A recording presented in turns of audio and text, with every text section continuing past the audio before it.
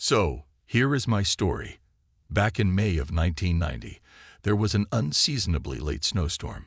A few days after it snowed, I was riding my bike and found a baby duckling all by itself near a river. There was no mother duck around, so I put it inside my shirt to keep it warm and brought it home on my bike. My mother thought it would die because it was so small and cold and wet and shivering, but I put it under a light, and after a while it dried off and started hopping around and peeping. It was so cute, it followed me like a puppy. I called it Philip because it sounded like it was saying, "Philip, Philip, Philip," whenever it peeped. So after a few weeks, I figure I ought to teach it to swim and eat stuff in the lakes, so I started bringing it to a small local beach. Philip did well. He swam around and ate weeds and snails, and everyone at the beach loved him. Now my troubles started. After I had brought Philip to the beach several times, the lifeguard told me that his boss, the director of Parks and Recreation, who will be known as Stuffed Shirt, had told him that there was a city ordinance against bringing pets to city parks. I tried to explain to the lifeguard that it was only for a few weeks, and then the duck would be grown up and able to live on its own. But he didn't care. I was upset. How was I going to teach the duck to live on its own? I went to the library and got out the large blue books of city ordinances and looked up the relative ordinance and discovered something interesting. There was one ordinance that prohibited bringing dogs into city parks and another that prohibited bringing horses into city parks, both of which I see happening fairly often, but no ordinance against bringing ducks into city parks. So I went home and called Stuffed Shirt. However, it being a weekend, he wasn't in, so his secretary answered the phone. I told her what had happened and what the ordinances actually said, and told her to tell Stuffed Shirt that I would be bringing my duck to the beach anytime I felt like it. Well, apparently when Stuffed Shirt heard this, his head exploded. He called me back and told me that he had had a conference with the city attorney about my duck. And according to him, the city attorney had decided that the law should be interpreted to refer to all domestic or pet animals, not merely dogs or horses. Then he said he had called the DNR because I was not supposed to have a duck. Now, please note the following at this point. Attorneys are not privileged to interpret the law. Only judges are supposed to do that. And the law was not ambiguous, such that it required interpretation. One specifically said dogs, the other specifically said horses. Note that at this point, my duck was referred to as a domestic animal. Anyway, a few days later, the DNR agent shows up at my house and marches right into my backyard, without ringing the doorbell and without a warrant. We will call him Butt Buddy, because I suspect that was his relation to Stuffed Shirt, as he wasn't even from my city. Stuffed Shirt had gotten him to come over from another city. I was in my backyard at the time feeding Philip, my duck, and Butt Buddy proceeds to read me the riot act. First he tells me that my duck was a wood duck, which is a wild animal, after Stuffed Shirt had previously referred to it as a domestic animal. And this was a lie. 2. I learned later my duck was a mallard, which can be considered either wild or domestic, depending on the circumstances. Then he tells me that I can't have a wood duck, which my duck wasn't, without a game farm license, and that I couldn't get a game farm license unless I had 40 acres of land. He then told me that I either had to let my duck go by the end of the day, or he would confiscate it and take it to a lake in another town, where I would never see it again. I told him my duck was too little to let go, and I was going to let it go in a month, but he wouldn't hear it. He told me I had to do as I told him. I was crying as I let my poor little duckling Philip go on the lake. I went back that evening to check on him, and he was cowering, terrified, under a boardwalk. The next day, I couldn't find him at all. He probably got eaten by something because he was way too little to let go.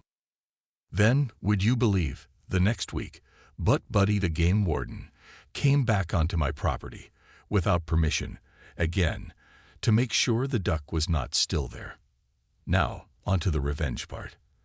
After losing my duck, I went to the library and spent hours looking up the laws about wildlife and game farms. And I found out something very interesting. But Buddy, the game warden, had lied to me. As it turned out, you only needed 40 acres of land to get a game farm license on land where hunting, trapping, or killing of animals was going on. Otherwise, there was no land requirement to get a game farm license, only a pen size requirement, which my pen for my duckling more than met. If I was devastated and crying my eyes out before, now I was so furious that my head was exploding. They killed my duck not because it was the law, but just for an ego trip. So I got even. I was the town eccentric, so I didn't have any reputation to lose and didn't care what people thought of me. I spent the next several weeks walking around downtown and telling Evie or anyone who would stop and listen about my duck, and how Stuffed Shirt and Butt Buddy had lied to me and made me condemn my own pet to death. Maybe people thought I was nuts, but I didn't care. Everyone was finding out what happened. And Stuffed Shirt was scared. I had a friend from work who also worked part-time in his office, and she told me he was so frightened that he had gone to a lawyer to try to pursue a slander charge against me, to get to stop telling people what had happened. Only the lawyer told him there was absolutely nothing that could be done, because truth was an absolute defense against slander. And if he didn't like the truth, whose fault was that? Stuffed Shirt's critical mistake, of course, was actually filing a complaint with the DNR so that he could get Butt Buddy game warden to legitimately intimidate me into releasing my baby duckling way too soon. The DNR, like all government agencies, keeps records. If he tried to claim I was lying and slandering him, there was documented proof of what had happened. So the outcome: Stuffed Shirt lost his cushy city bureaucrat job as the director of parks and recreation, and the last I heard of him, about 10 years after this happened, had lost 2 other jobs, his house. He couldn't make the payments when he had no job. His wife, who didn't want to stick around when he had no job, and was somewhere in a trailer park, drinking himself to death. I hope he did too. Next story.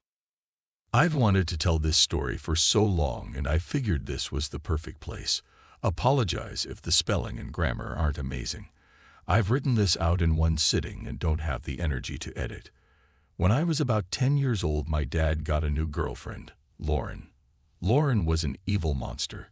When I first met her, she was lovely and friendly. I quickly liked her. But over the years, everything went downhill fast. It started small. Lauren would steal my things, then deny it. Of course, everyone believed her. She'd tell me that my dad loved her more than me, and that if she wanted to, she could click her fingers, and he'd never see me again. She read my diary, then told everyone what I'd written. She reported me to the RSCPA for abusing my animals. I wasn't. After a couple of years, she had my dad beating me. Yes, I know he was an adult with choices, and I hold him just as responsible. She would constantly tell my dad how bad I was and encourage him to hurt me. After a while, he'd always snap and end up doing what she wanted. There are so many more things she did, but you get the picture. My dad and Lauren separated when I was about 16 years old, but they had a house together still. It was around this time, as a suicidal, miserable teenager, that I decided I'd get even. I spent months on my plan, and this is what I did. I wanted Lauren's entire life to fall apart all at once, so everything had to be perfectly timed. I started by getting her fired and a minor criminal record.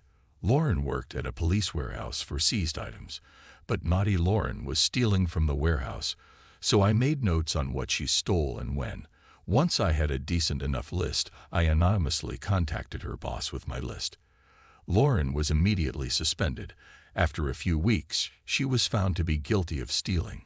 She was immediately fired and charged with theft, including theft of a Class C substance. Now Lauren was unemployed and pretty much unemployable. On to stage 2. Lauren, with no income, needed to sell a house as she was now unable to pay her mortgage. My dad also wanted to sell so he could move in with his new girlfriend. So I made the house unsellable and pretty unpleasant to live in. My dad and Lauren were stupid and never locked their back door. I didn't have keys, So I'd sneak in when I knew they were out and hide disgusting things. Bugs everywhere, old prawns hidden under floorboards. I even stitched some old prawns into the bottom of the curtains. Dead mice everywhere, including under Lauren's pillow. Live mice in the pantry. The house stank, and no one could figure out why. Estate agents refused to list it, or would only list it for far under the value, and potential buyers would leave quickly after no one could explain the source of the vile smell.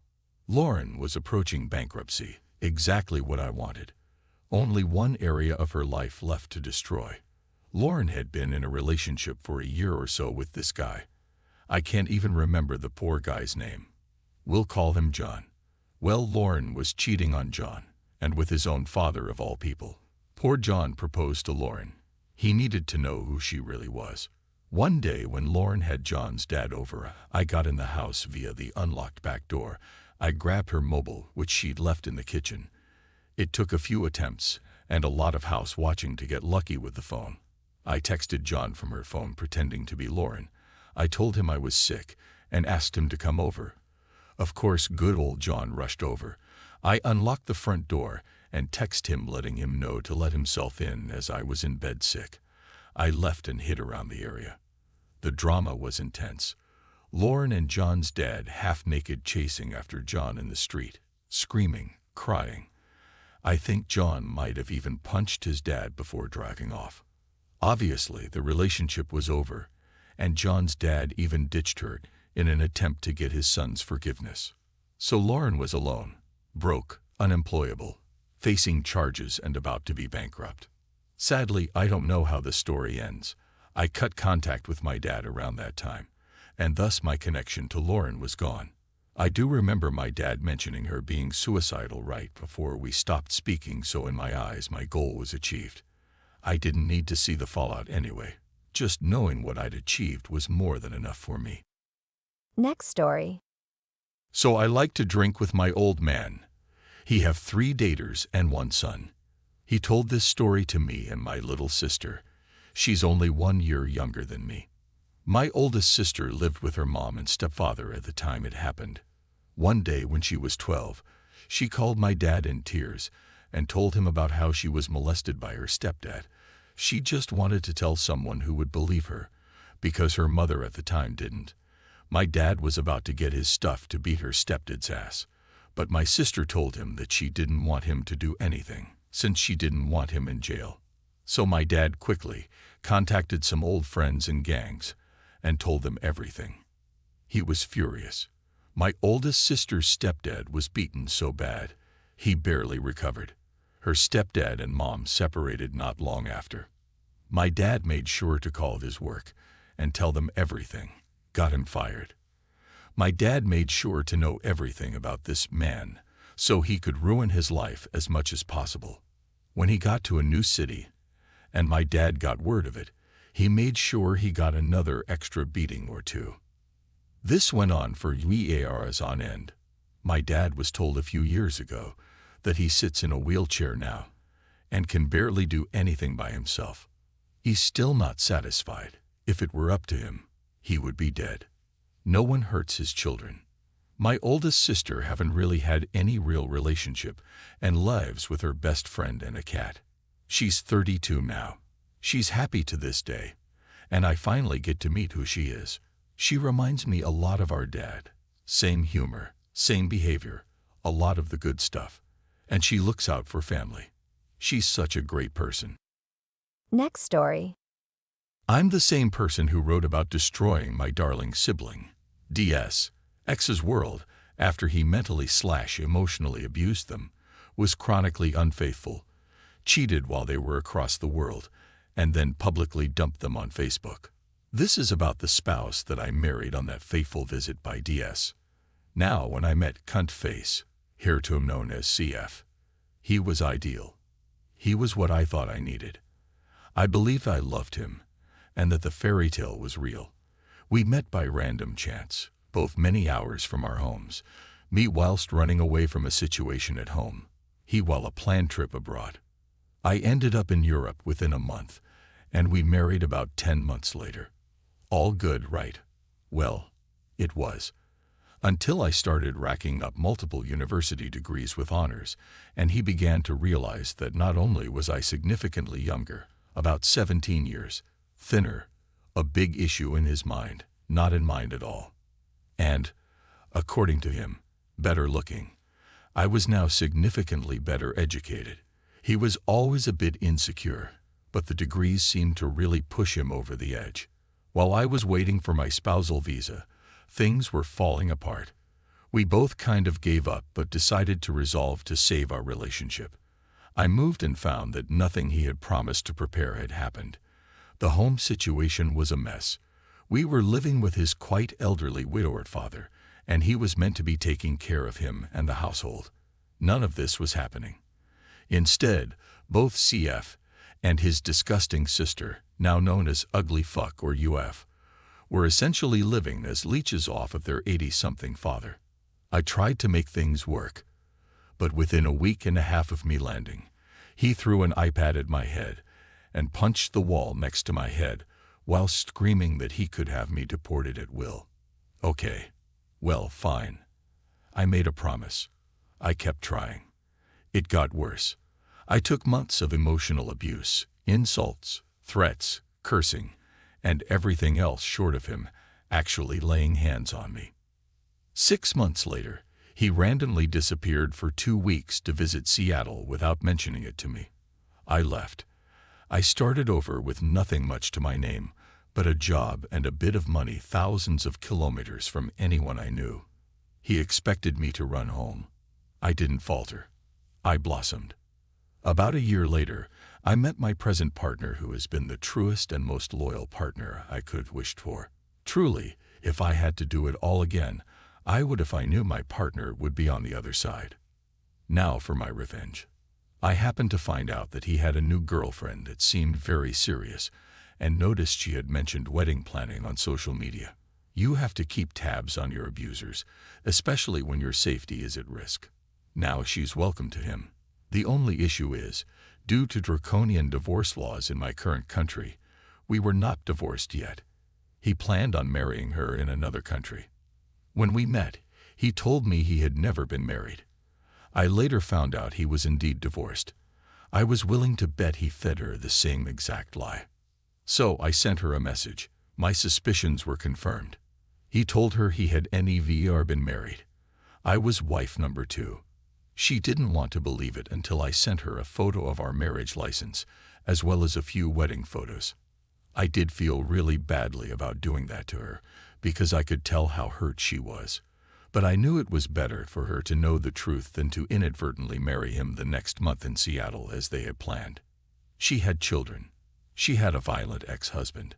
She and I actually ended the conversation on a positive note with her thanking me and me apologizing and explaining why I felt I had to tell her. And then the fallout. My phone started blowing the fuck up. Unknown number. In the evening. Wonder who that might be. I was out enjoying a lovely dinner with my partner and answered a call on speaker. In came the usual threats to my person and security. Blah, blah, blah. I could only laugh. He didn't know where I was, nor was he getting past my partner. I could finally relax knowing I was safe, after months of night terrors. And then, I have lost the love of my life, because of you. She is left me, and threw all of my things out of her home. People, I lost it.